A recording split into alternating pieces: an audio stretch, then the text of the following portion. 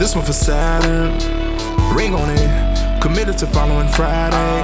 I see me a pattern, know how I feel, know what I peel when I see date by time, beeping alarm ringing. Sound, I woke up today. Sound, I woke up today. Sound, let me up today. Sound, ooh, level me out.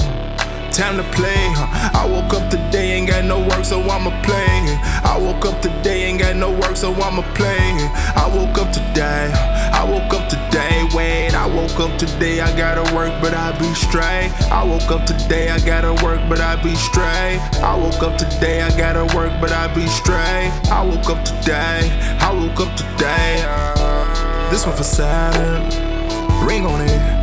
Committed to following Friday. I see me a pattern, know how I feel, know what I peel when I see date by time, beeping alarm ringing. Sound, I woke up today. Sound, I woke up today. Sound, let me up today. Sound, level me out. So what's up? This another episode of Saturday Sound Levels.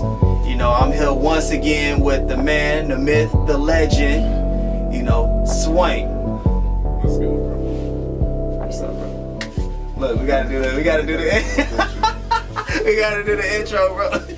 The intro, you know, the intro of the video, you know, we gotta act like we just met for the first time. So, you know what I'm saying? Nah, but alright, so in today's episode, you know what I'm saying, we'll be going a little bit into your music. So I got specific songs that I have that I actually want you to kind of break down for me, if you don't mind. And that's what this segment will be about. Just something new that I'm doing, you know, I'm trying. So you the guinea pig. You get the break grounds on the new segment. Alright. So the first song that I'm interested in is the one that we have playing through the headphones right now, which is Scatterbrain. And that's coming off Unchained Music. So then my question is, you know, as I listen to the song, it's real, like I definitely can hear heavy boom bap hip hop influence, or at least am I right in that, or? No, you're right. Yeah. Okay. It's pretty evident in the sonics of it. I just boom bap all the way. So do you feel like in the beginning of your career, you feel like you was more boom bap inclined, and then why? You know what I'm saying? What was you feeling during this era while creating this album? Was I more boom bap influenced? Probably not as much as not like more than I am now. You know what I'm saying? Probably about the same, but well, Unchained Music. Alright, so my vein with that was really hip hop. You know, just the whole idea, the idea in sonics of hip hop has changed drastically. So much so that I think we spoke about that last time. Yeah. I don't know. Maybe it should be called something different now. You know what I'm saying? Not necessarily hip hop, but like hip hop. Like you talking about as a whole genre, as a genre, like hip hop needs sub-genres at this point. Oh yeah. Okay. But you know, hip hop, the origin of it, the boom bap of it, or at least the origin of boom bap necessarily, just heavily influenced. All of the instrumentals that I'm rapping on are Ninth Wonder instrumentals. You know what I'm saying? So, for the whole project? Yeah, for the entire project. So it's oh, you know that? No. Oh yeah, all of those, they all Ninth Wonder beats. So yeah, it's shout out to Ninth Wonder. Really paying homage to him as one of the very well respected hip hop producers, especially in his given style and the way that he chops samples. You know, paying homage to him, to hip hop, that sound, that boom bap sound, and you know, coming up with a thing like you're not really hip hop unless you do it like this. Right. It's kind of one of them things to me. Doing it like that, proving a point, I guess. Hip hop. of everything regardless. Yeah.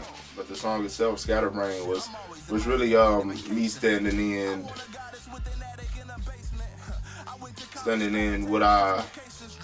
what was currently the process, which was just to really assess and look at, okay, where are you at right now? You know, like what elements of myself do I put into this particular project, and me being just kind of scatterbrained individual, as chaotic as that sounds, is really in order to the chaos, but it is indeed chaotic. You know? Like how is that order to the chaos?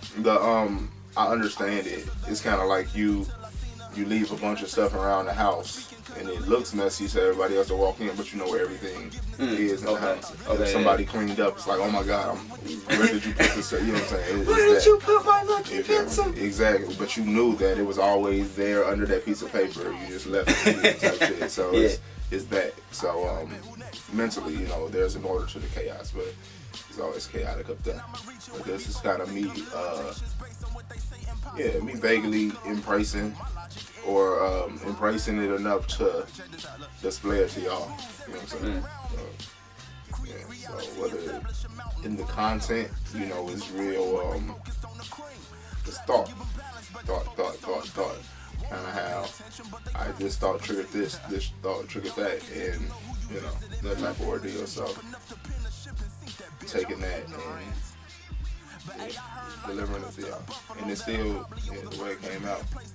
It did something different for me than maybe it did for other people, because I know the order and you know what I was going for when I put it together. So then what was you going for? What's up, Kevin? But I was. It's layers. It's me says, it's levels to this shit. Is on each of those layers, they get more quiet. You mean like the difference between the levels get more, I guess, quiet as you go up the ranking, or whether as you go up or down. You know, I didn't want to use up or down. Okay. Considering what it implies, you know, if you're low level, you think trash. You know what I'm saying? Yeah. You think that, but it's not necessarily even to be gauged that way. It's just really kind of shifting levels of stuff. Whether it's a word I could use to describe it. I'm gonna just speak. Those who understand, I get it. But it gotta be that way though. So as you shift through those levels, you know, however far you have center. So however far right or left you go from center, you know, there's always some point. Like, okay, this is far left, this is far right. You know, the further the boundaries, quote unquote. You know, and even those can be pushed, but whatever. The further away you get from that center, then the quieter it gets. So and I guess that's what I'm trying to get. Like, so what quiet? Like by quiet, what do you mean? Like quiet in your mind, or like both in the mind. But for me, it's verbally. You know, so the deeper in thought that I get, the quieter I get. Okay. I get. There is a point of, I guess my that boundary would be, all right, this is the point where I can't talk to y'all about it. Like, you know, like that you have those feelings of those things that you know, but it's like, man, I can't find a word to describe it. I don't even think there's a word to really describe this the way accurately, you know. It's that point, you know. So trying to get as close to that point without getting to the quiet point, so y'all can get this is how this nigga brain works. You know what I'm saying? But I'm gonna dig deeper. I got some more shit that. I don't know. I kind of what's up. So I'm saying, like, musically, I have more material that probably would explain it by action better than like the Scatterbrain situation. But you know. So this is Unchained Music is your second album, right? And Homage being the first. Homage being on the first, and then Unchained Music in the second. Yes. Okay, so then this being your sophomore album, how is this different from Homage? other than like sonically. Well, yeah, other than like being heavily boom bap influenced. Then I kind of want to follow up that question up with why Ninth Wonder and not like, you know, DJ Preem or, you know, like Pharrell or I guess not Pharrell at that time, but Pharrell at that time, or like a Kanye or, you know, a Quincy Jones even, like, and then just take his work and work over it. Let's see. So I don't know. I wouldn't necessarily put Kanye and Ninth Wonder in the same boat, you know, producer wise. You know, both of them hip hop for sure, but is different. You know what I'm saying? Like Ninth has a niche, a particular niche in the boom bap realm of things. You know what I'm saying? At least I'm sure he has other types of music or production, but you know, he's made his stamp in that hip hop thing. So it could have been Jay Dilla. You know, thank you. It wasn't him because, shout out Marco Uno. Marco, although I had a bunch of Jay Dilla beats that I had grabbed as well, just super dope.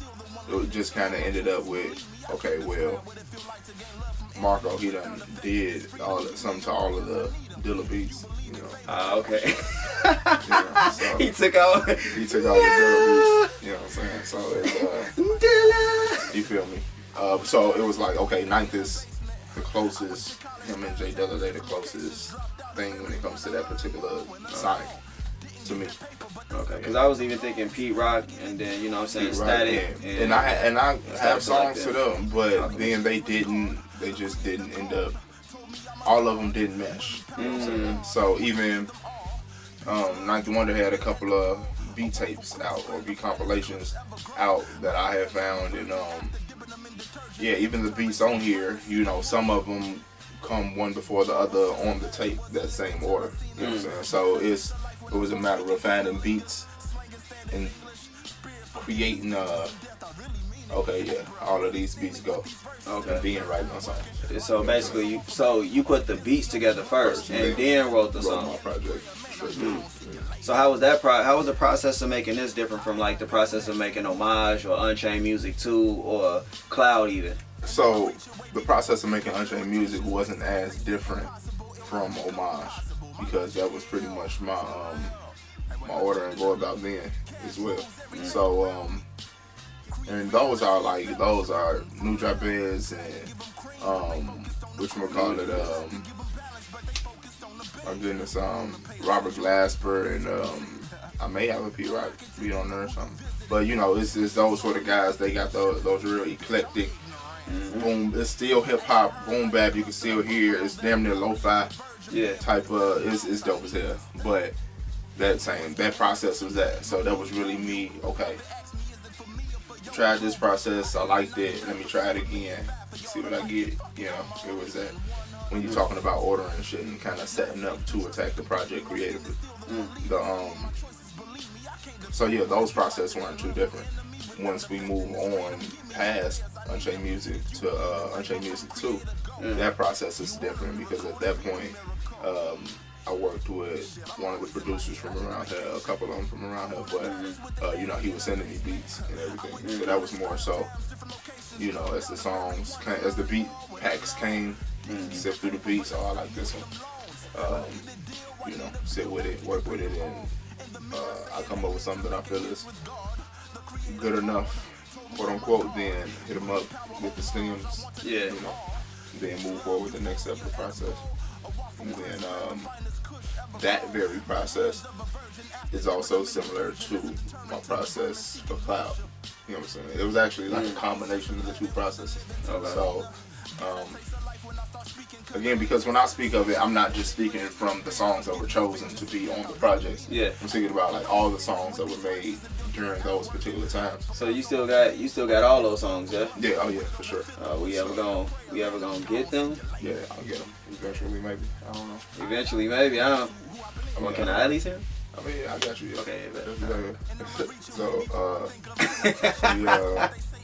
yeah, it's pretty much that, bro. Just a combination. It's having ideas, want to trying shit that you feel or think is that may work for me. You know what I'm saying? And learning from what you could have done differently, or taking what you did and work that actually worked, using it on the next thing. So it's that I'm a creator. I experiment. So is like this album more of an exploration or a declaration of like, okay, I'm Clifton, you know what I'm saying, I'm hip hop, let me show you. The declaration, I don't know. I'm Clifton. Nah, it's when I approach them, I really try to approach it from we're here right now. I couldn't have made this song right now. Scatterbrained. I couldn't have made us scatterbrained right now. You know what I'm saying? I was then there. You know what I'm saying? So, or there then. You know what I'm saying? And then here now. So it's like it's going to be different. Where I was in Homage was different from Unchained Music 1. Although, like I said, those deliberate practices that I sort of created to prepare myself to attack it creatively. That's template type shit. You know what I'm saying? Yeah, aside from that, now, just I try to focus on I am here now. Make the song that you feel right now. And let that be that. So I couldn't call it a declaration. It's just like that's what I needed to say at that point. So then let's say, so then how do you select beats? Do you select beats by like how you feeling and then use that to kind of select all of the other beats? Or are you selecting beats based on like something else? Like I have an idea in my head and I want to get it out, and this beat sounds close to my idea, so this is the beat I'm gonna use, and then we can build the whole project around that. It's a combination of it all. Yeah, so it's a combination of that. It's a combination of, man, I don't have a beat. I have this idea for a song. Okay, I'm gonna make a beat. Or I've made a beat and then the idea for the song comes afterwards. You know what I'm saying? So it's just it's really I don't have a law on that. It's just the law is to be as honest and present and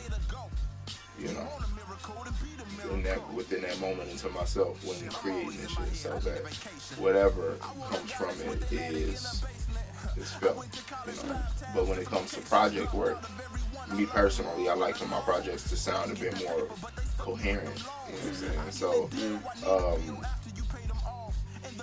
it's a feel. It's going to be a particular feel that I'm in. You know what I'm saying? Even if it changes day by day, as we talking about like the grand scheme, my current life lesson that I'm supposed to be learning or whatever, that's going to be present. You know what I'm saying?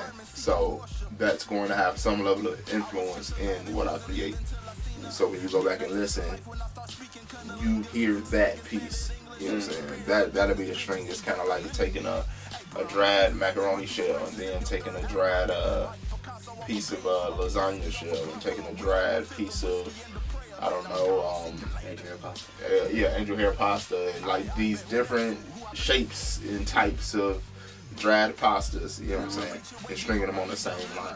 You know what I'm saying? It's that thread that's gonna keep, although each one is different, it's that thread that's gonna keep them together. You know what I'm saying? So, but that thread being the feeling, you know what I'm saying, the meat. So then, like, how did you feel, I guess, coming into this project? Because this project sounds very energetic, you know what I'm saying? Like you said, you coming from a place of, I'm hip-hop, and this is what I want to give homage to at this point. And I noticed in, Unchained Music 2, and we're going to, we're going to get into that a song from that project a little bit later, but in this one, in Unchained Music 2, you feel, it seems like there's more of a lesson there. The Unchained Music 2 seems a little more like, okay, I'm grown now. like it sound like grown man-ish, you know what I'm saying? I'm talking, you know, politically, I'm talking, you know, relationship and things of that nature. Whereas this sounds a little more like, you know, I'm having fun and enjoying life. Is that which is interesting because it's way more like politically heavy influence stuff happening during the time of me making Unchained music. One versus two.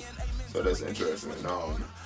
Because New World Rabbit is that's also very, that's like, that politically charged. This is what's going on. Yeah. But with Unchained Music 1, so it was less about,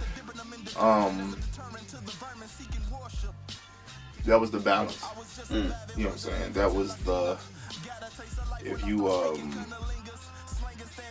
if I'm in my head, metaphorically speaking, my head is a house that I'm in and I'm looking out the window. You know, and these particular Ninth Wonder beats that I chose, they're outside like this. You're Rick James. They outside like that. You feel me? So it's like it's the balance that's how they influence me. You know what I'm saying? Okay, well you called me out the house. This is who I am. You know what I'm saying? Like this is where I currently am. It's called Unchained Music. You know, it's more about, in addition to it being about music that'll help others unchain from what's currently going on, de-link, disjoin from things that's going on, whether it be worldly, whether it be what they personally going through.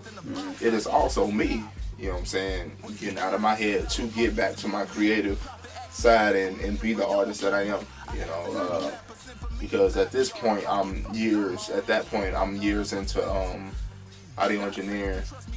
Clientele is building, so a lot of my time, energy, and focus is going into mixing, recording everybody else's music. So, but still yearning, like, man, I'm an artist though. You gotta do some work. So, Unchained Music was, well, shit, you dropped Homage. Come on, man. Come on, you gotta go. You know, like you playing it safe. Yeah. This is what feeds my family. This is what pays my bills. Yeah, it makes sense to pour all of my time, efforts, and energy into that. But is that what I really want to do for the next 50 years? Like, in the way that I'm doing it. You know what I'm saying? In the next 5 years, even. At that point, is how I thought about it. In the next 5 years, do you want to be doing this? Are you okay with being where you are, charging what you charge, doing what you're doing, the way that you're doing it? The answer was no to a lot of those questions. You know what I'm saying? So, although I love what I do, it's like, okay, well, no, I want it to be changed because I'm an artist. As I spoke before, I'm a professional expresser. Yeah, so, mix and record people all day, but then, what if it's some months I just don't want to do it? You know, then what? Like, you know, so, it's Unchained, just trying to use all of me, man.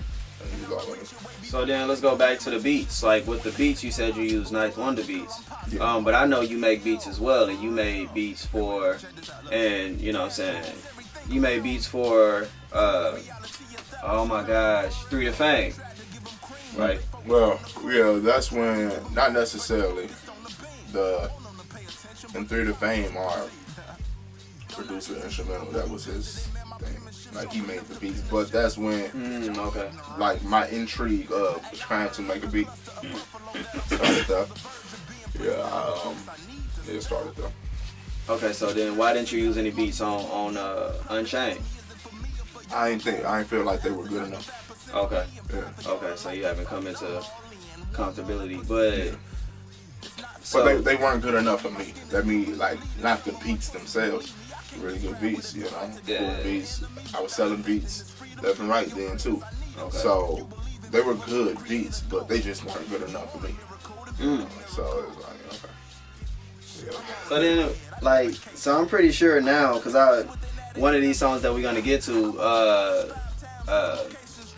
is gonna be a song with one of your beats as the background for your verbal poetry, your iambic pentameter of, you know, extreme skill and acrobatics, you know what I'm saying? But no, so So we have Unchained Music 1. You know what I'm saying? And I looked on SoundCloud, and it seems like it has a whole lot of plays. Was this also the moment where your respect in the field of hip hop started to shift or started to increase? Did you gain more notoriety off this one? Because I know. That's a good question. I don't know. I really don't know. I don't check it often. Like, I'm locked in. Like her shift. I've always I've always earned the respect of my peers, my rap peers, and so like the respect has been there. As far as the notoriety, I mean, it's definitely releasing it. Definitely helped. You know what I'm saying? I feel like maybe it wasn't until I released Unchained Music 2 and Unchained Music 1 it got even more notoriety. But yeah, I don't know, bro. I don't know. I don't check it often. Was there ever a time when you really started like thinking about notoriety, or did that ever drive your creative process? Like, yo, I'm gonna make a hit. Because boom bap going with Ninth Wonder is definitely like okay, this is he niche, he's well known, we know his beats are good, you know what I'm saying? So this is gonna work as long as I come in and get busy. Yeah, but it's boom bap too. So although that's a beautiful thing for those who love boom bap, it's boom bap. And a lot of newer individuals don't necessarily appreciate boom bap like it was once appreciated, you know what I'm saying? So when you get people that do, it's usually people who have come up in that era of it and know of it, or in some level of way, whether the actual person or was introduced to that person young and explained like, hey, this is why this is hot, this is this is what hip hop represents. So you appreciate boom bap for the more you understand what hip hop is, the more you appreciate boom bap. You know what I'm saying? And I guess that is that way with any music, but boom bap to me is really tied to that. You know what I'm saying? That appreciation for the culture. For I mentioned a lot of times nowadays music, it lacks accountability. You know, so then to me, what hip hop does for me is it helps me identify with purpose, you know, being a creative and being as scatterbrained, ironically, as the song is called. You know, we go to push limits. You know, life push and pull us in different directions. You know, you want to have some type of island. You want to have some type of return point. Boom bap is home for me. You know what I'm saying? Boom bap is home. Like, no matter how far I get in auto-tune, no matter how far I get in the synths and the digital and electronic and the R&B, singing R&B. I mean, R&B is hip hop too. Oh yeah, in the sense of its essence. Method Man was definitely. But it's called rhythm and blues R&B for a reason, because it is different than hip hop sonically. But yeah. Aside from that, aside from everything, get back to hip hop. You know what I'm saying? Get back, get busy. You feel me? That's my niche. Alright, so part of it. I mean, then that's the thing. So, and this were you starting to find your niche? Like with Unchained Music 1, do you feel like you were starting to find your style? Like, do you think this is a start of a culmination of your style, or do you think it was maybe in homage? Because I listened to some of your Through the Fame tracks, and you sound way different on Through the Fame than you do on Unchained Music 1. Like, I can definitely hit a growth between Through the Fame and Unchained Music 1. And that'd be interesting, man. So I'll be telling people, well, not even like a bunch of people, but the people that I've spoken to about this. I've spoken about, I've always been better than what I've displayed. You know what I'm saying? Like, I know I'm past, like, if you're on level 9, but you displaying level 6. Because maybe that's who you're talking to. Or maybe that's, you know what I'm saying? I don't know. Maybe you rarely meet people that you can discuss level 9 shit on. Yeah, you know what I'm saying? Like it really be that. Yoked people. Yeah, you know what I'm saying? It really be that a lot of times. So I'm often, skill wise supersede what I put down. You know what I'm saying? So it's kind of like, it's finding that balance. You know, for me, it's life. It's finding that balance. How can I take what I have and take what because you mentioned you asked if I had ever thought about the notoriety stuff like that. So any artist that is trying to monetize music or make it to where they living off this music, yeah, you have to, you know, especially when you do a lot of the stuff alone. You have to. How does this come off? Will this come off well enough?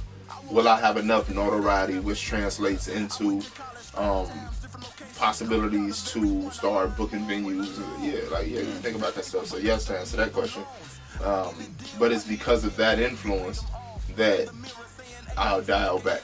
You know what I'm saying? So, or I'll end up down the back. Like, okay, well, let's fit this idea here. Let's try this. Let's try this. You know, and you know, it's a skill versus talent thing. You know, until the skill is good enough to be the talent. Does that make sense? Like Michael Jordan, basically, they said he wasn't super great at basketball when he started, but he practiced so much that eventually he gained that skill and became talented. And then you have people that pick up the ball for the first time and it's like, yeah, you're a natural. You know? So I'm like a natural that practices a lot. You know? So it's that, you know. So that was Unchained Music 1. Yeah, Unchained Music 1. And that was Scatterbrain that you guys are listening to right now. And we're gonna get into Unchained Music 2 right after these messages. There ain't gonna be no messages. It's honestly just gonna be a skill. Alright, so now we're back with the first off, you know, that was a lot of time in between, you know, what y'all saw. I did a whole lot of stuff. I went to go get some food, you know, woke up, went to sleep, woke up again. You know, because I was asleep at first, you know. But now we're back.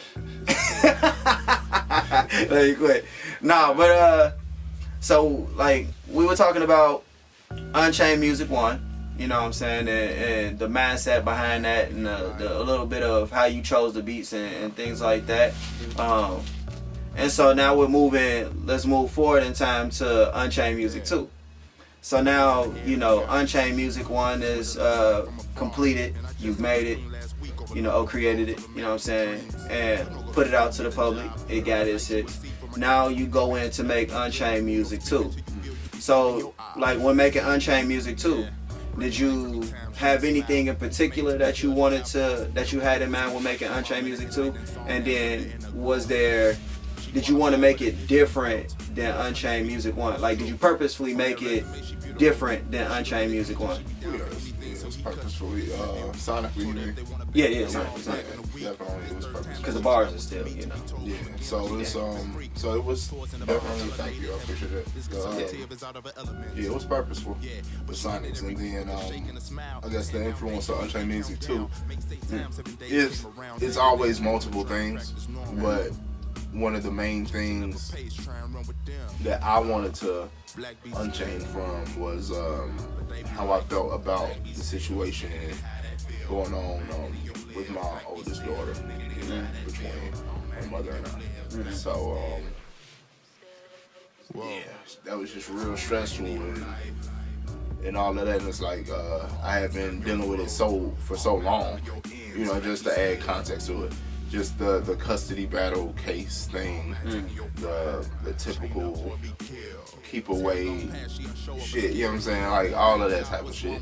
So yeah, aggravated as fuck, tired of it, hurt by it, embarrassed by it, you know what I'm saying? And I was tired of feeling that way, you know, and a lot of that came from me blaming myself you know what I'm saying, for somebody else's decisions, you know what I'm saying. But it was really me looking like, you know, because I really love being a father. So not being able to be the type of father that I've always envisioned myself being is really fucking with me, you know what I'm saying. It's like, wait, I'm forced to have to be a distant, you know what I'm saying. So all of that shit, that's what I wanted to unchain from. You know what I'm saying? On the second project. And then, you know, I got friends with children that go through things, you know what I'm saying? With children that's married that goes through things, you know what I'm saying? In relationships with children. That also included that's trying to get out of that relationship. Maybe the relationship isn't that great, you know what I'm saying, but you're staying because it's the kid's father, you know what I'm saying. So I say, like, you gotta get away from that. So just on that project, when you get to songs like Fear Ain't Faith, you know what I'm saying, it refers to that, and even my connection to that, you know, once I had my, when I have 2 children, but in each of those setups, you know, it had come to a point where it's like, oh man, I'm not necessarily happy. I'm not the happiest. I'm not comfortable. You know, tired. But when a child is in this, at least for myself, I'll find some other fueling station. You know what I'm saying? To stay there. You know what I'm saying? Because that is the undertone. Like, you know, my pops wasn't around like that. You're like, you know, I know his face, know him, all of that. I call and talk to him, but his influence in a positive way, and him taking care of his responsibility there. So I just knew that wasn't gonna be something my children experience. You know what I'm saying? So yeah, but this is Unchained Music 2 happened before I had my second child. So that's everything that was going on with, again, my daughter's mother and I. That influenced that the most. So the project almost has a darker undertone, as you mentioned earlier, than that of Unchained Music. You know what I'm saying? Unchained Music 1 was to, I know these things are happening, you know, and everybody, we're talking about these issues and everything, but nobody talks about the solution, you know what I'm saying, the liberation from it. So it's like, yeah, you get that, you kind of get that. So you know this is going on, but by the end of it, you can get up out of that shit, you know what I'm saying? Yeah.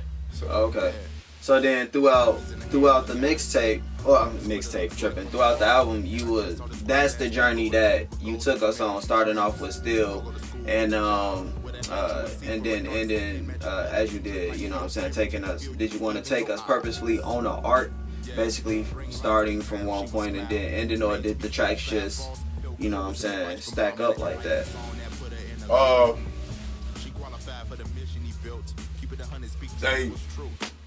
It was one of many possible orders that I could have placed it in. Okay, so that was, you didn't have nothing in mind when picking the order of the song. It was just like, this sound good like this, and then you feel me? Yeah. So you know, I didn't want to influence that too much. You're gonna listen to each track for what it is, you know. So again, we go back to that whole trying shit out, because Homage and Unchained Music 1 are so coherent sonically. Let's get a little funky. You know what I'm saying? We can go from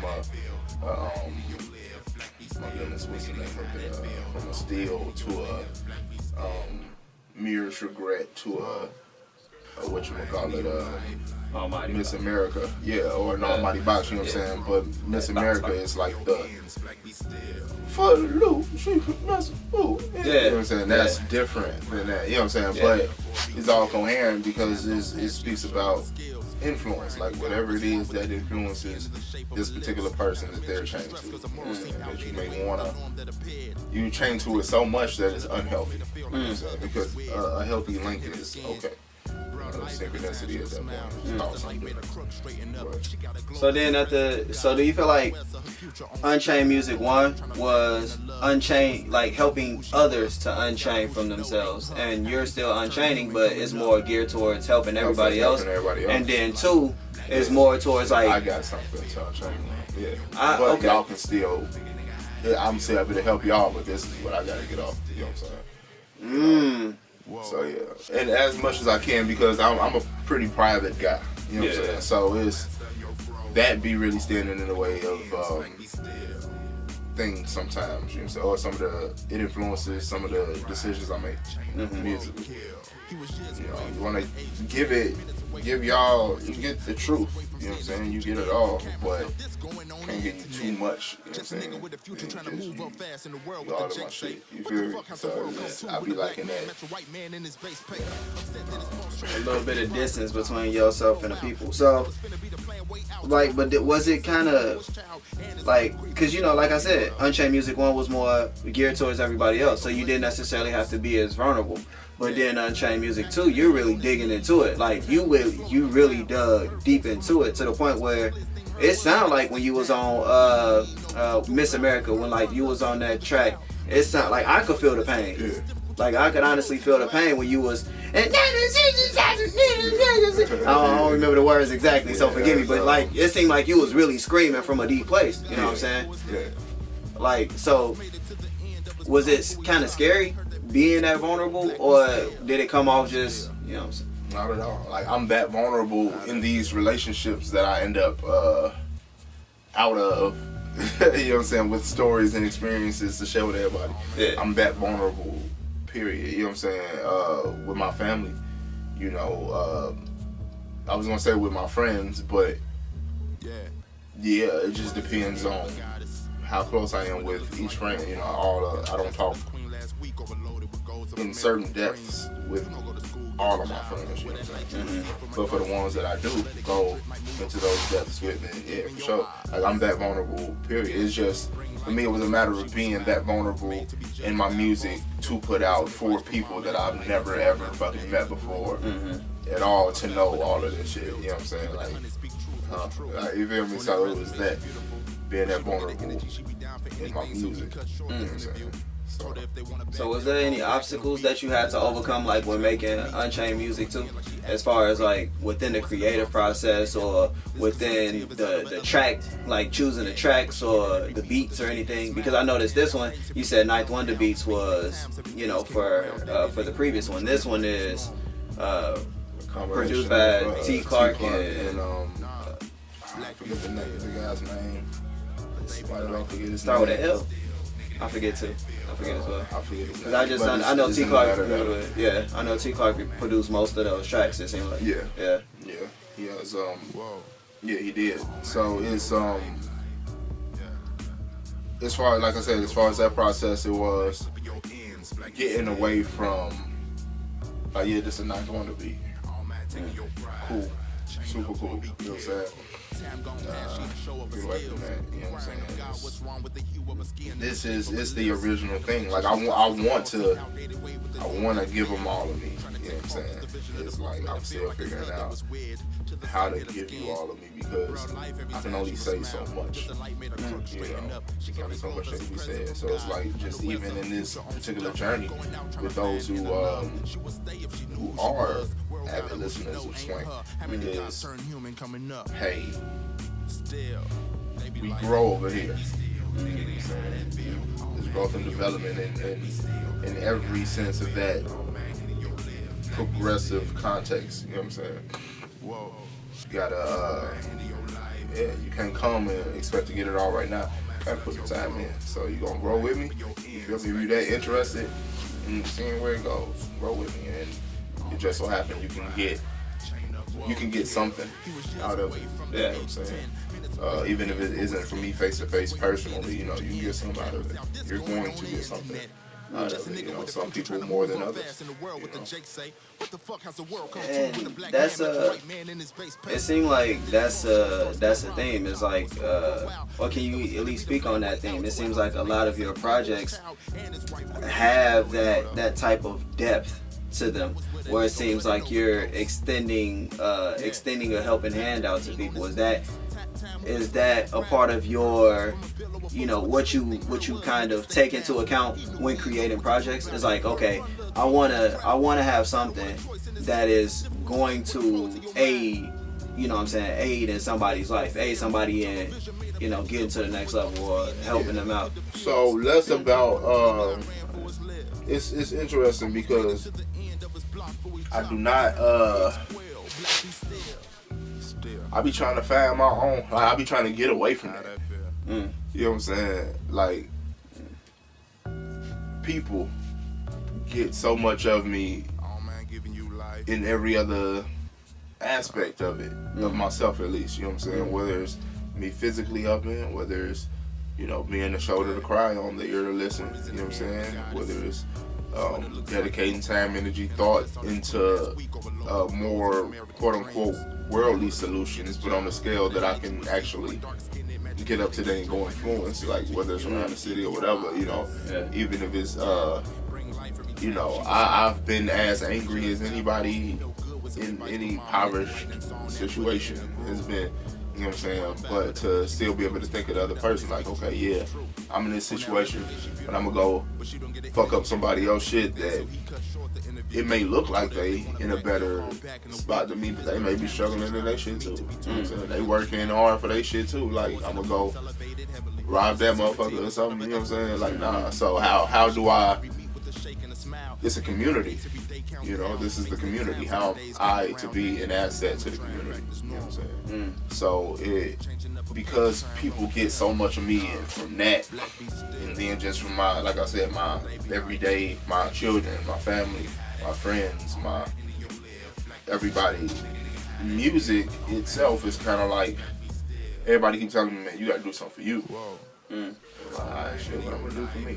You know what I'm saying? Like, yeah, I've been doing music for years, but y'all always been included.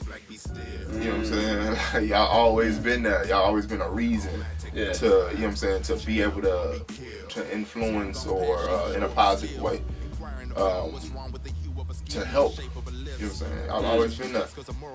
Damn, I'm tired, man. Like, okay, what can I do for me? You know what I'm saying? So it's, you know, I do music for me too. So I feel like I kind of talked away from the question. I apologize for that. I mean, no, do your thing. Like, honestly, so that's what I want to do. Is like, you know, you created these projects with a certain mindset, right? You came into each project giving us different snapshots of who Swank is. You know what I'm saying? So you have the political Swank who's like reaching out the helping hand. You have hurting Swank who's, you know what I'm saying, hurting Swank. Dang, I wish you should have put some R&B on that. It would have probably been hot. But but yeah, you have hurting Swank who's like vulnerable. You know what I'm saying, showing his pain, giving people like the hope, or not even a hope, but the realization that you're not the only one going through this. We can get through this together. You know what I'm saying? So because honestly, when I listen to your music, you know what I'm saying? Because I've been an avid fan of Swank, you know what I'm saying? You're actually one of my top 3. You know what I'm saying? And you know what I'm saying? It varies like quite a bit. But yeah, like you in my top 3, top 5, you know what I'm saying? At the worst top 10, but you definitely, you know what I'm saying? You up there with Lupe, you up there with Royce the 5'9", you know what I'm saying? You up there with, you know what I'm saying, people that are high in notoriety, so, or at least high in skill level. I don't care about notoriety. They ain't notoriety to me, but, you know, MF Doom, I like, you know what I'm saying? Yeah, that's what I'm saying. But that goes to speak onto the underground, you know, boom bap side of hip hop that is kind of more for the culture, you know what I'm saying? Which I honestly think that should be the mainstream part of hip hop. And at a point it was, and you know, everything comes full circle, so it's you grow. Yeah, like I said, hip hop not that old. You know, so it's growing. It's, you know, you gonna get through that. You gonna get through that 40 midlife crisis part. You know, you gonna get through that change, the evolution. It's gonna evolve. It's gonna evolve. It shouldn't stay the same. You know what I'm saying? But I'm not big on shitting on one stage of it because you like this stage more. You know what I'm saying? It's like, okay, try to embrace what this change will bring. Like, what is this to teach? You know what I'm saying? It's life. You know? So it's backtracking a bit.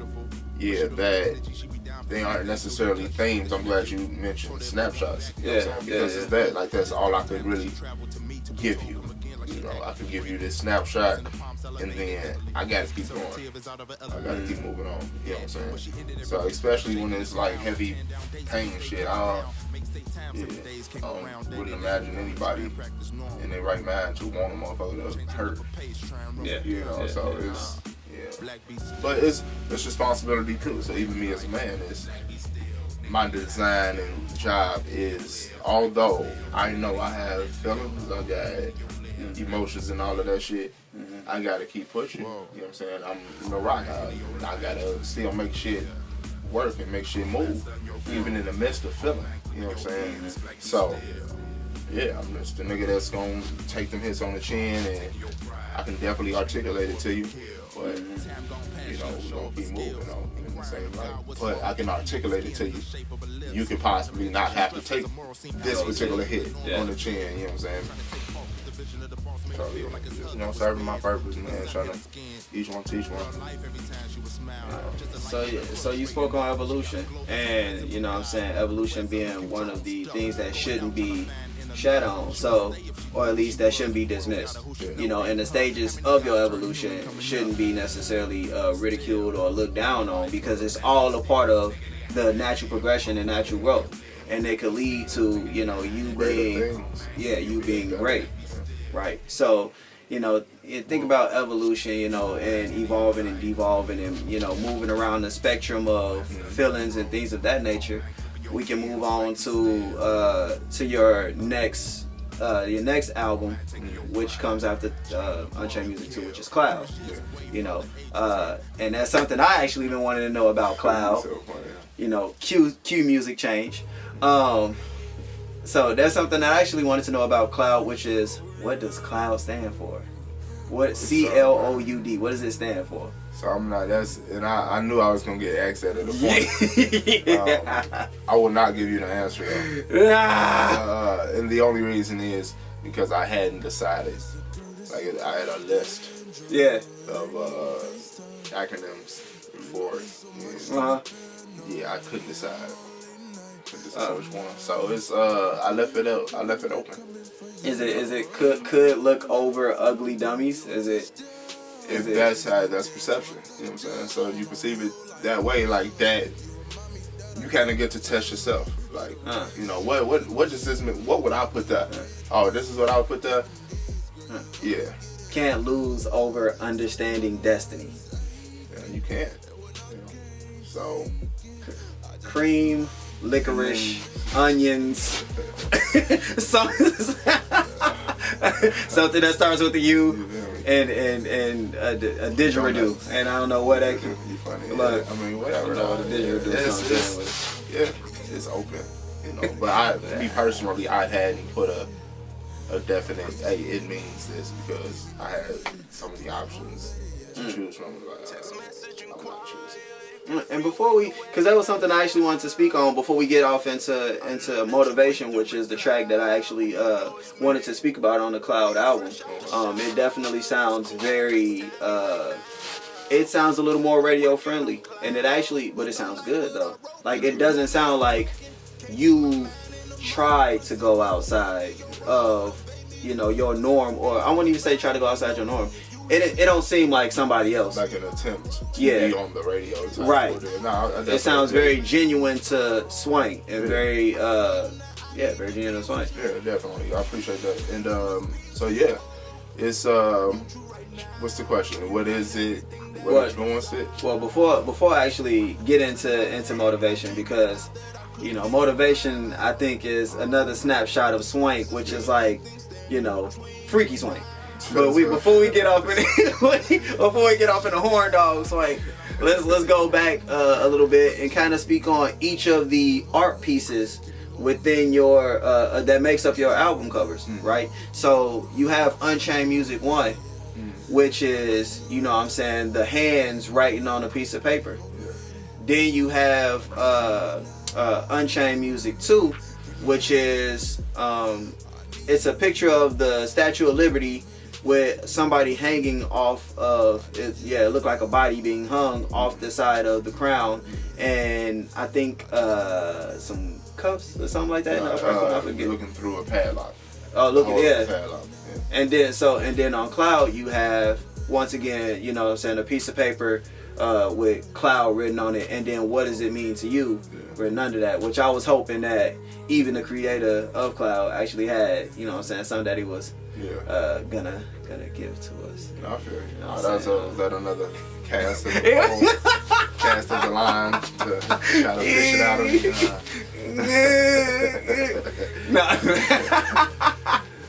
You spent it. You came back around. All right, now, but so can you speak on the art pieces a little bit? Like you have the hands, you know what I'm saying, and it seemed like they're cracked, and there's a lot of things written on them. Yeah. Naturally. You wanna grab right quick? Yeah, you. We can edit this part out. Keep it in. I don't know. It depends on how long this video runs. You know, I may keep it in. Yeah. I think I'm gonna clip it right there. So this is the painting or art piece. Hey, look. I want to tell you, I want to touch that greatness. So when it becomes $1,000, my handprint can be on it. And when it become 1,000, several million billion. I was actually short like a few zeros. I was 1,000 times 10 to the 6. But shit, you know. But yeah, man. So this is the artwork. Unchained Music. I'll go ahead and hold that. We can keep it up here. Right. Plus my arms are kind of tired, so it gives me. No, but yeah, so like what, you know what I'm saying, we have the hands with everything written on them, and you know what I'm saying, so what does this mean actually? It seems very scatterbrain, like, which speaks to the scatterbrain track. It speaks to the scatterbrain. Yeah. And it also speaks to you get a first person view. Right? So you get my view of as I sit down and write out Unchained Music. How does, again, when I mentioned assessing my process, you know what I'm saying, how does this go? But typically before I put anything on that paper, idea. Ooh, lyric. Ooh, this, you know what I'm saying? So I'm all over myself. You know what I'm saying? I'm all over the paper. I'm everywhere but the intended space. You know what I'm saying? And then you get to a point to where I assess my chaos. You know what I'm saying? I order my chaos and then deliver my chaos. So it's written in the audio more so than on the actual. You know what I'm saying? So it's written in the audio. So when you're looking at it, That's looking at the process. Right, and then as you. Process. Yeah. Can I put this up on my wall? That's the only copy I got. Dang, bro. But the artist, man, I really wish I remembered her name. But at the time, she was a sophomore. The Jane. See, I didn't want to butcher it, and I did it. And that's why I just admitted Miss Phillips. Shout out to Miss Phillips. Sorry for butchering your name if you see this. But yeah, she our teacher from Emerson, Miss Weiss. It was one of her students. Yeah, and I went to her with my idea and I explained it to her and gave as many footnotes that I possibly could, and then let her do her thing, and she dope. Dope. So then now let's move to the artwork on Unchained Music 2, which is the and I want to see if I can find it and edit it in. But I want to, so let's see if put that up in the higher spot. I don't like that being in the low spot.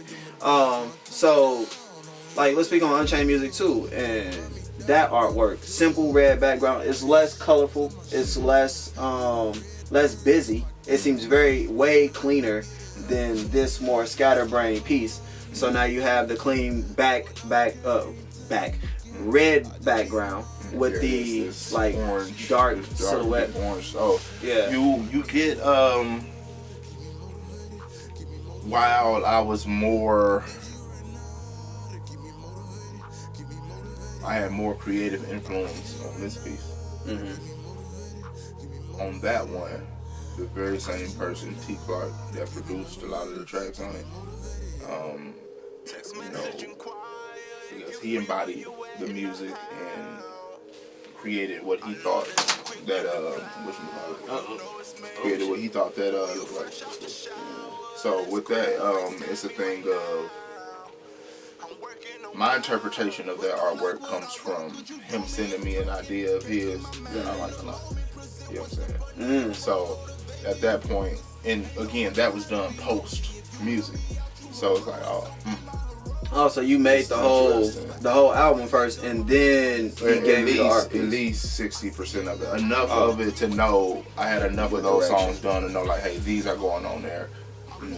Here, you know what I'm saying? Yeah. So, and maybe a couple were added afterwards, but the vision of the sonic vision and emotional vision of the project was already there.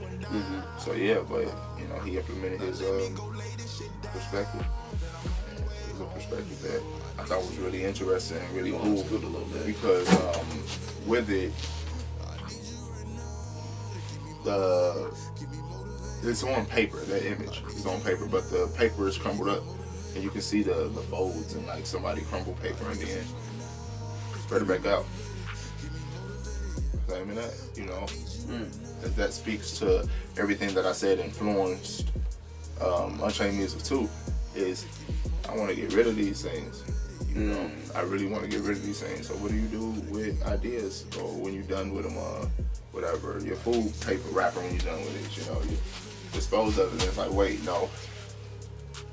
It goes forgive and forget, right? Yeah. So that I was being already in the process, and this is just, for me, this is how I be seeing the universe work, and everything still comes together. It's always gonna be cool. You know, I'm at the point of that process to where I can articulate those feelings without being in those feelings. You know? Okay. So it's a matter of recall. You know what I'm saying? Going and grab the crumpled up paper and unfolding and be like, okay, wait, what was on here? Right. Type shit. So that's what happens when I try to cook. I throw it away and then I have to go back in there and get it. That's interesting. Yes. Yeah. Perhaps because you know, just start over. TV dinners. Yeah. You know, I open the TV. Throw them away. Okay, I heard throw away and go get it. No, I'm not throwing the food away. Oh. I mean, because I don't cook well. You know, that's why TV dinners game. Yeah. Anyway, so yeah. So, okay, balled up paper. Yeah. You know what I'm saying? You recall it. So it's the recall. Yeah. You know what I'm saying? These are the things. It's that assessment point of things where you start kind of putting the blame where it belongs. Okay, wait. This is my fault. That's not my fault. I don't have to feel a way about that. You know what I'm saying? I can't fix it. I can't control that. I can't control this. So I did influence things this way. You know? So does that speak to the cleanness of the art piece this time? Or is it just really the vision of the artist? Yeah, and so again, it's his vision, but yes. You know what I'm saying? Now, I don't know if that was his thought process when he did it, but my interpretation, and again, this is a cover of my music, you know what I'm saying? Yeah. So it's, you get something, when you see the image club, you know what I'm saying? When you get me, you're going to get a person that's clean, you know what I'm saying? Clean in intention, clean in that's cleanliness, you know, clean in put togetherness, so to speak. But right, like, so I'm rough. You know what I'm saying? Yeah. But then I'm rugged too. You know what I'm saying? I've been through some shit. You feel me? It's just that. You know? So you get you fun. So you get that. So you get it. Like, yeah, I've been through other shit, but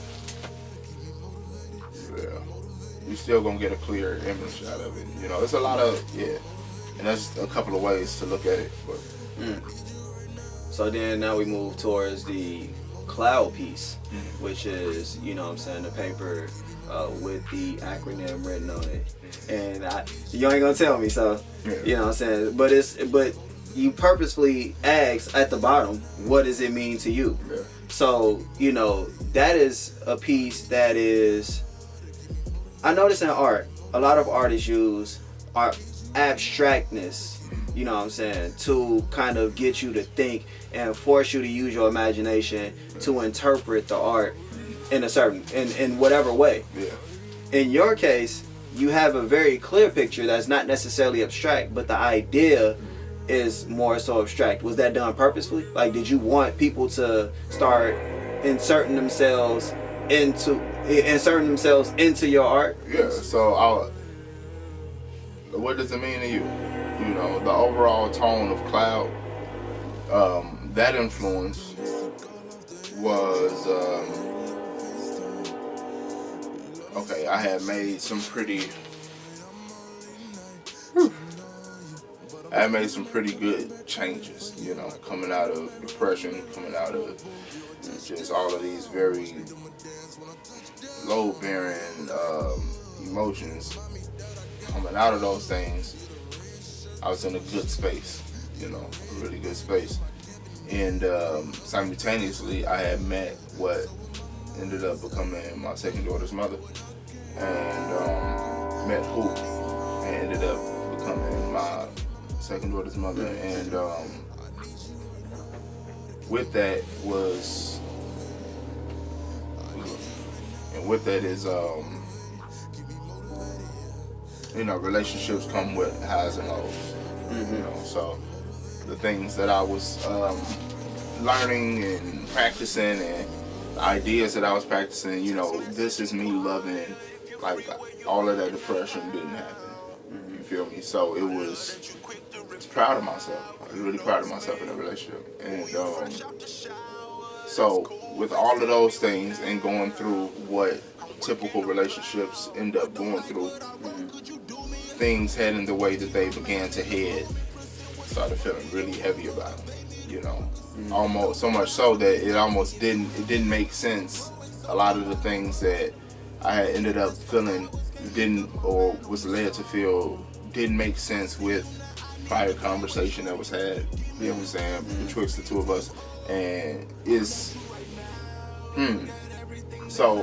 the assignment. What does it mean? Because I know even with this pain, I'm assessing this pain in these situations as this is nothing more than a lesson. This is nothing more than an assignment, you know. I've been here before with an applied relationship, you know what I'm saying? It only comes back around when you don't figure it out. When you haven't figured it out. It's back. What does this mean? So that also being very so much in love with her, the old folks say you got your head in the clouds. You know what I'm saying? Okay. So that is well. You know what I'm saying? I love clouds personally. You know what I'm saying? Like they speak to me figuratively, and I could say literally, but it's it's clouds. Hey Clifton, I'm a cloud. Not that voice. Not that voice, but they. What's up, Clifton? We communicate. The clouds and I.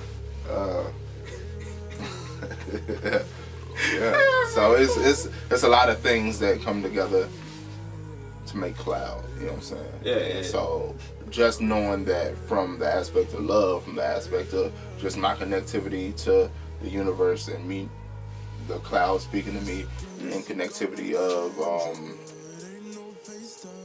what do we call it? Assessing my past against my current, present, or my past, for lack of a better term, currently being my present in that situation, and all of those things came up with a list of what it could mean or what it meant, and it's like it's too many. One of the ideas was to put all of them down the paper as like answers, but then I was like, nah. Just leave it up for total interpretation. Just for interpretation and debate. So you don't want to make it a multiple choice quiz, you know, you wanted to. Because then it's just still multiple choices that I've given you. You know what I'm saying? You think you got a bunch of choices, but you really just got the 4 that I put up. I want you to have a choice, flat out, you know. Okay, so now let's move into the project, and that's what we're listening to now. is motivation. And motivation sounds very like, and Cloud as a whole honestly sounds vibey. So it seems like boom bap in Unchained Music 1. Unchained Music 2, we boom bap, but we getting a little more new age. So like new age boom bap. And then we go now where we're pretty vibey. We're in a lo-fi. Yeah. Like, I want to say like it's hard for me to, other than lo-fi, it's hard for me to describe it actually. Nah, but I get you. it's a different space, a more vibey space, which the beats sound way airier as well. You know what I'm saying? This production done with that in mind because the album is named Cloud, or was the album name chosen after the tracks were put together? Chosen. 85% of the time, the project names come during the process. You know what I'm saying? And then I do have projects unreleased at this point that I've named and then wrote afterwards. But Cloud in particular, that was it came during the process. Yeah, came during the process. But motivation is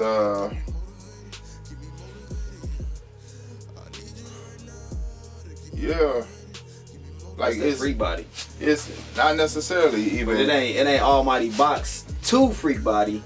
It ain't, you know what I'm saying? It ain't Almighty Box Freak Body, but you get a little more to the appreciation of the womanly figure.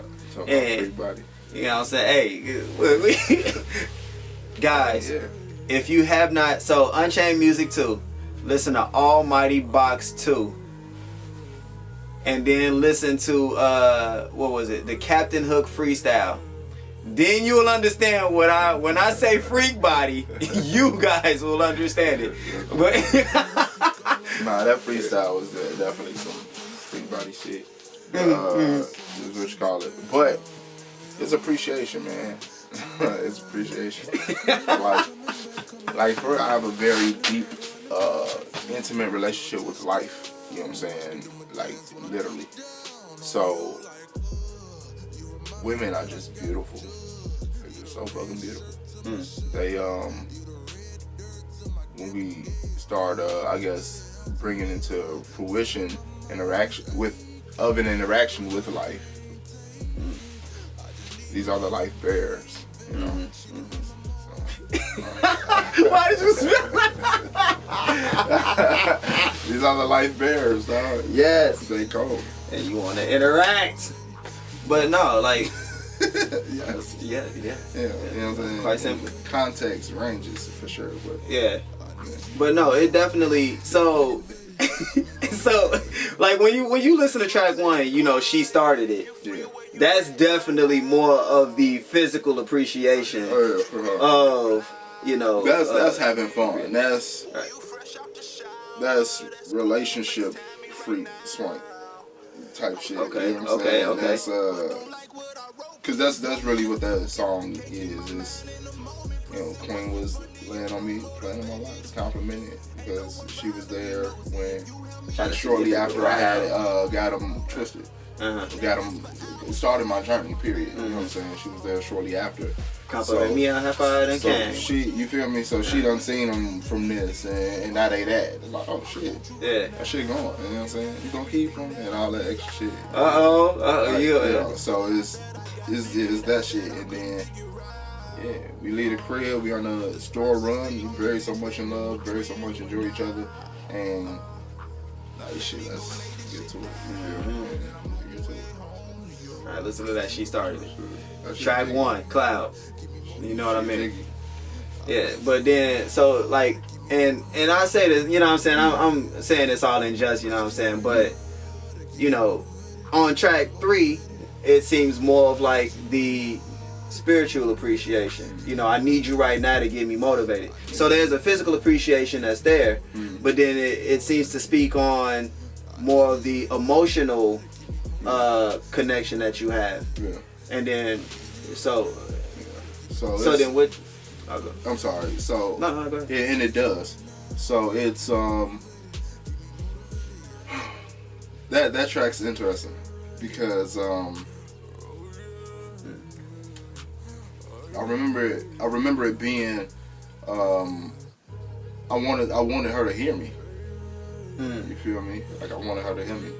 You know, we had so many conversations, excuse me, in as calm of tones as we're currently speaking in, calmer. We've had arguments, you know what I'm saying? You know, I always return to an understanding state, you know what I'm saying? Like, there's a bar in that song that even says, like, you know, well, when it comes to the emotion behind these eyelids, you make my emotion savage. You know, I always love you right after. Sometimes I hate understanding. You know what I'm saying? Like, it's being in love with a person, and while they're currently making you feel this particular way that you don't like, understanding them. You know what I'm saying? Like, I understand why you just hurt me, but I don't like it. I don't like it at all, you know. But it's like, man, I understand and I love you, just in the midst of you stabbing the fuck out of me. I love you. It's really a dangerous place to be alone. But it's a beautiful place. You know what I'm saying? It's a very beautiful place. You know. So in my relationships go to those depths. So earlier when I was talking about people get so much of me, you know, from my significant other being able to get that of me, and then from my family, my children to be able to get that from me, and then my family being able to get that from me, then my friends that from me, and then the people that from me. I'm spread out amongst everybody. You know, everybody has an office on each floor. You know what I'm saying? So it's, and then you don't have a room. Then I end up not having a room. So I wanted to create a floor for me. Like, this is my floor. Me. Clear you know it what out. I'm saying? This is my shit. Not even to clear, but don't want to take away from what I give to everybody else. You know what I'm saying? So helpful in loving of people and being a light to people. I still don't even want to take away what y'all got. I just want my own shit. So you know what? I work twice as hard to make sure that y'all jiggy and I'm jiggy. You know what I'm saying? It's crazy, dog. So then I noticed on the track, of course, you have Charity Croft. So how did you and Charity link up to make Motivated? He came to the studio. Like, you know, he and I worked on things prior. You know, he's one of the homies, so it's,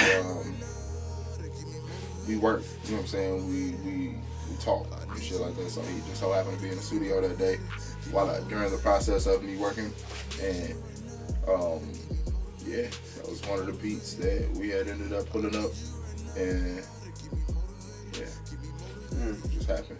So, like, how do you choose, you know, because I noticed on Unchained Music 1 and Unchained Music 2, you had, on Chain Music 1, you didn't really have any features. You have Prophet on the last, as a speaker. Yeah, you have mostly speakers and singers. But on this one, well, actually, on Cloud, you had a singer as well. No Love was on Unchained Music 2, and he did singing and rappers as well. So how do you choose your features?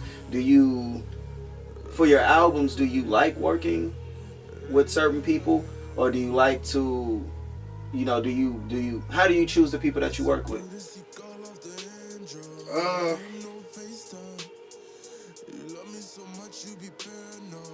Okay. As far as the people go, Yeah, the people No Love, the homie. You know what I'm saying? So he's in the studio, and he and I worked a lot. Like, you know, we got a nice amount of material. I had a nice amount of material. We just made a song. You know what I'm saying? So it was less of me choosing them. It was more so of like we made a dope song, and we vibe outside of music. You know what I'm saying? I know him as a person. You feel me? Quote unquote. So we vibe outside of music. This is, and you know what I'm saying, we both are what we are of type of artist, and it came out. You know what I'm saying? Me and Charity, you know what I'm saying, again, pretty much same thing. You feel me? So really pretty much, I've done music with a lot of people, man. So it'd be less of me trying to choose who to do music with, and it's like, okay, if the vibe is jiggy, yeah, and we can make a song, you know. So I know I don't have as much, I don't practice as much control over that part of it. So I don't even want to imply that I do. Like, it just kind of happens. You know? So then, like, so that, I guess that, does that speak to the importance of, like, actually going into the studio with somebody and, you know, making a song with them, as opposed to, like, you send me a track, I'll put a beat, a verse on it or whatever, and then, you know what I'm saying, send it back. Does that, like, how does it differ, being in the studio with somebody and then having a track sent? I mean, that's as different as looking at a picture of a fire and standing in front of one. You gonna get these bars. Like, you feel it. Yeah. Literally, like, you feel it. Like, you're not finna get this heat and warmth and, you know, have the opportunity to jump from the crackles, and, you know, you're not gonna get that experience. You feel me? Bars. You're not gonna get that chance. You just kind of get that, and then you internalize it. You get the beat when they send it to you. Yeah. You internalize what would it be like, or you recall, and then you speak from that. But I'm pro being in the room, in the studio with the artist. You know what I'm saying? Yeah. Let's create that away. You know, and oftentimes when it's that away and the vibe is jiggy, you don't just get one song. You know what I'm saying? You get 2, 3, 4 songs depending. Yeah. So I prefer it that way. But then, you know, I've had it other ways too, where people just send me songs and shit, and yeah, I knock them out. You know, depending on the deadline they give me, you know, I get right to it, and they say, oh yeah, I just want you on the song. So it'll probably sit until they hit me up like, hey, did you touch that? Like, oh no, I didn't, but I'll get to it though. So it just depends. So which one do you think your better songs are produced from? Like, what your best songs do you think they're produced from, the in studio meetings, or the way you get some time to sit on it and, you know, the beat and think about it and stuff like that? Check in. Yeah, I'm getting deep. Cause I appreciate them both, man. So it's some of this shit is real time. Yeah. Excuse me, I'm sorry. Some of it is real time as it pertains to cause I don't worry about that type of shit. Again, it be performed now. You know what I'm saying? So I guess the ones when the artists actually come through,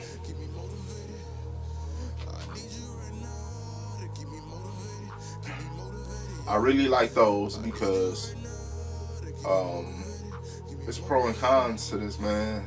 Damn, like I'm really trying to give you an answer, but it's like, fucking, it's pros and cons. It depends on how I feel. Okay. It depends on how clear that artist is. If I'm in that artist's studio, or this artist has come here so we can work on his or her song, and me featuring on his or her song, then they're gonna quarterback it. You know what I'm saying? Or at least I'm a step back to allow them to quarterback the song in terms of what is this song about and all of that, and then I aim to add to that. You know what I'm saying? If it's my song and they come in to feature on the song, then I quarterback it. You know what I'm saying? So I have, you know, the fact of the matter is, one of the cons is when the artists don't necessarily know where they trying to go with it. So you gotta go in, and then it's like, I was hoping like, shit, you can come up with a hook. And like, well, huh? Like, I thought I was featuring on your song. Like, you know what I'm saying? If that's the case, I don't know, you know. So depending on how clear the artist is, then it can be really smooth, and that's a pro. The con would be it not being very smooth. The same on the other end, vice versa. I know my process, so chances are I don't even have an artist in here. And actually, some of the features that I got, I didn't even like call. like, hey, I need you to get on this. Sometimes I do, but that's a rare thing. Sometimes it be me playing through songs and, hey, can I get on this? And again, me just being sharing is like, I mean, sure, you're gonna on it, you know, and now that somebody else ended up on it, you know. But there's a few artists that we deliberately work, you know what I'm saying, together and everything. So, but yeah, some of the features that I've gotten has come from, hey man, let's do a song. All right, cool. You know what I'm saying? Oh, hey, this fits. I'm gonna put it on there. You know, so it's, yeah. That works. I like the in the space with the artist style more. I don't know which one yields the better music. I guess that's really up to whomever's listening. You know what I'm saying? But I mean, to you, like, which one yields the better? Like the best song. Like, so your favorite song. Your favorite song that you've created so far. Yeah. What process did you use to create that song? So I'm a natural that practices a lot. Like I'm saying, bro, like I don't know. I don't know. You know what I'm saying? I have songs that I really like. You know what I'm saying? Where it's both of us in the same space. And then I got songs that I really like that was sent to me, and maybe they sent. I don't even want to try to create this whole thing that it could be to specify a moment or something or a feeling, but they sent it to me, and yeah, I like that one a lot. You know what I'm saying? So it just ranges, dude. Like, yeah, I don't have a. So you don't have a favorite Swank song so far? A favorite Swank? Nah, that always changes. You know what I'm saying? I like the ones that do what they supposed to do, like that do what I intended for them to do. You know what I'm saying? Where somebody, hey, this made me feel XYZ, and I like XYZ about it, and that very thing that they like about it is the thing that I guess was most prevalent in my mind when I was creating it. Like, oh shit, damn, cool, yeah.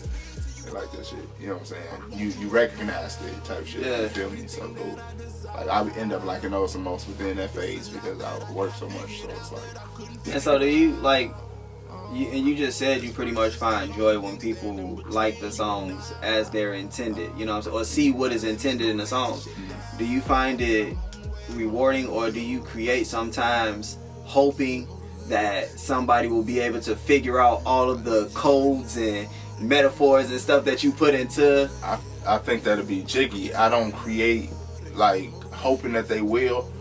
A part of me, yeah, does, but that's in the same vein as, you know, finding your soulmate. You know what I'm saying? For me, that's in that very same vein. Yeah. It could happen. Your perfect supporter. You feel me? Just like understands all the bars. You feel me? It could happen. That's gonna be a y'all can coexist, and life would just be that much better. You feel me? It's in that vein of things. You know what I'm saying? So it could definitely happen, or it can't happen, and you gotta kind of be cool with that not happening too. You know? So like I'm cool with either way. You feel me? But like. Yeah, I want who doesn't want to be understood, you know. I don't care if I'm understood, but I want to be understood, you know what I'm saying? So yeah. But I'm often misunderstood, you know. Right. Or it'd be like that though. Alright, so, you know, I mean, I guess as we wrap up here, and I actually wanted to talk about one more song, but you know, as time presses on, we'll go ahead and wrap it up. What we'll do though is that extra song that I wanted to add on, I'll just go ahead and upload it to my SoundCloud page. So if you guys go to Saturday Sound Levels on SoundCloud, that's Saturday Sound Levels with an S. So Saturday Sound Levels, like, you know, the reading of sound, you know, in decibels, sound levels, you know, sound being the pressure changes within it. Anyway, if you guys go on to SoundCloud, you know what I'm saying, I'm gonna post one of the songs there. Or I'm sorry, the song that I was intending to come to last and speak about. But one, I do want to thank you for taking time out. You know what I'm saying? I know you real busy and stuff like that. I want to thank you for taking time out to, you know, speak with me about your process. I appreciate that a lot. I appreciate you inquiring. You know? Yeah. Yeah. Shit, Like, I swear, look, come on, boy. News correspondence, boy. I'm telling you. I'm built for it. I'm built for it. But no, honestly though, like, cause you know you got friend Jabez, right? Yeah. And then you got like fan of Swank Jabez. Which is the same. I'm just not used to that guy. Like, I don't know, dog. Like, yeah, you know me, bro. So it's so I appreciate it, man. You know what I'm saying? They one and the same. I got some new shit you fuck around, like maybe, I don't know. Check it out, dog.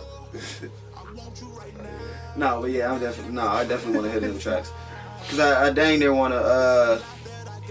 Oh, you guys are in for something special at the beginning of this video.